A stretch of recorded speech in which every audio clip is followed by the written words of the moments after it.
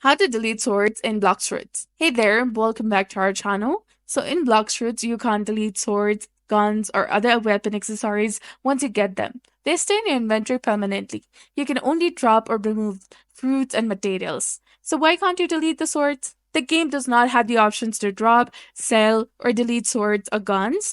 Player on Reddit confirmed that you can't drop swords, so you can simply unequip them. Just don't equip the swords you don't want to use. They'll stay in your inventory but won't be in your way. And you have unlimited inventory space, so keeping old swords does not cost you anything.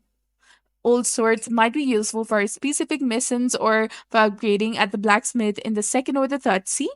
So you can't delete the swords, guns, or accessories, but you can drop fruits and materials. Weapons stay forever.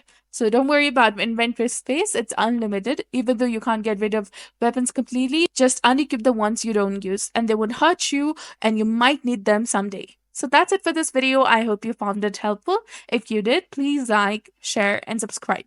Thanks for watching.